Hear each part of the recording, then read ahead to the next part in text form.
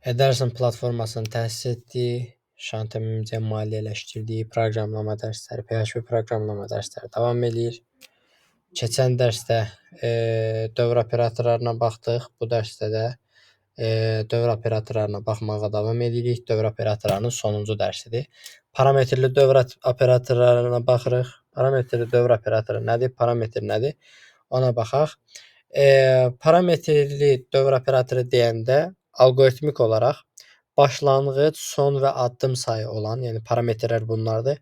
Başlanğıc, son və addım olan dövrə biz parametrli dövr deyirik. Bunu necə başa düşə bilərik? Məsəl üçün 1-dən 10-a qədər saymaq, başlanğıc rəqəmimiz 1-dir, son rəqəmimiz 10-dur, addım sayı 1-dir. 1-dən 10-a qədər 2-2 saymaq, başlanğıc rəqəm 1, addım 2, sonuncu rəqəm 10-dur.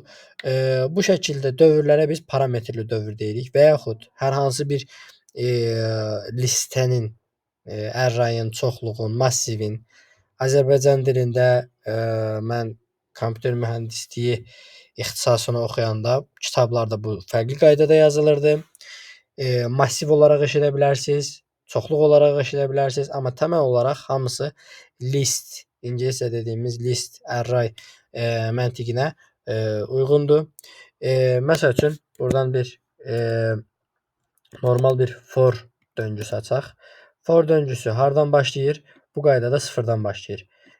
Nöqtə vergüllə ayırırıq. Hara qədər gedir? 9-a qədər gedir. Neçə vahid artır?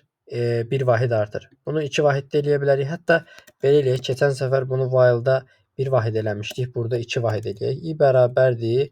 I plus 1 yox, I plus 2. Kod qismində də bunu ekrana yazdırmağı bəsdir mənim üçün. Echo i eləməyi bəsdir.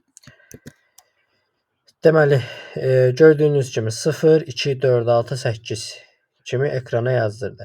Nə dedik? Başlanğıc dəyərimiz, son dəyərimiz və addım sayımız var. Bundan başqa nə dedik? Hər hansı bir listin içində gəzə bilirik. Məsəl üçün, users listi olsun, bərabərdir. Fiqurlu mötərizəni, dördbucaq mötərizəni daha doğrusu açdım. İçində dəyişənlər qeyd elədim. Ondan sonra for each vasitəsilə bu dəyişənin içində gəzəcəyik. For each-in elementləri nədir? Sintaksi nədir? For each yazılır. Echo vasitəsilə dəyişə bilərik. Buradan təkcə dəyər qalsın. Çünki 2D massiv deyil və bu qismi də silməli olacaq bu vəziyyətdə. Hətta burada silinməli olacaq bu formada. Deməli, for each olaraq hansı elementi götürürük? Users-i götürürük. As nə olaraq götürürük? Value olaraq götürürük. Yəni users çoxluğunu götür. Çoxluğun hər elementini aldıqca onu value olaraq burada istifadə edəcəm. Yəni mən artıq usersin birinci və yaxud sıfırıncı normalda çoxluğun elementinə necə gedirdik? $users dördbucaq mötərizə sıfırıncı elementi. Ya bu qaydada mən onu ekrana yazdırmalıydım. Ancaq indi mən nə deyirəm?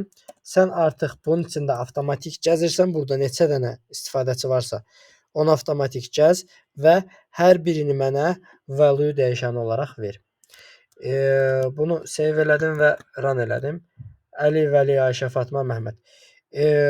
Bu qaydada avtomatik gəzməyi var və bayaqki sintaksis nə idi? Yəni bizim bura ilk gələndə, hətta onu birbaşa gətirim. Onu görə biləsiniz. For each. Burada sintaksis biraz qarışıqdır. Buradakı sintaksis nə ifadə eləyir?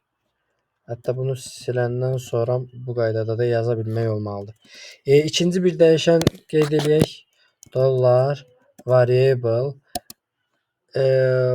Burada 14 deyək, 24 deyək, 32 deyək, 45 deyək, 15 deyək. Eee, yenə dəyişəni götürdüm. Nə olaraq gəzəsən? Açarla gəzəsən. Bu açar, nə işə yarayır? Bizim burdakı bax, açar budur. Şey kimi fikirləşin. 2 belə deyim, 2D massiv deyə keçir xaricilərdə, ancaq 2 sətr sütunlu massivlər kimi fikirləşək də. Həm sətri var, həm sütunu var. Cədvəl kimi fikirləşək. Normalda dəyişənlər o formada qeydə alınmış olur. Yəni dəyişən normalda listəni üzü aşağı bir sətr kimi fikirləşək. Burada 2 sətr var. Tablo kimi fikirləşək. Yəni tablo kimi fikirləşək də, cədvəl kimi fikirləşək. Başqa nə var ki? Belə. Bunu istifadəsində də eyni qaydada dollar məsəl üçün value, daha doğrusu value deyirəm, variable-ın mənə nəyi lazımdır? Mənə nəyi lazımdır? Echo ilə ekrana yazdırmalıyam birinci. Onu yaddan çıxartmayaq. Ondan sonra variable-ın ali olanını yazdır. Gördünüz? Açarı ali olanın dəyişənini yazdırdım. Bu formada açarlarla da gəzə bilərsiniz. Ancaq bunu users olaraq istifadə eləsəm necə eləyəsiydim? Bura gəlib 0-cı elementi deyəsiydim, yazdır. Gördünüz, 0-cı elementi, açarı 0 olan. Yəni açarı biz özümüz də qeyd edə bilirik. Bu formada qeyd edirik. Belə dövr operatorları da bu qədər. Bundan sonra funksiyalar və klasslar, klassların artıq OPP, obyekt yolunu proqramlama istiqamətinə keçəcəyik.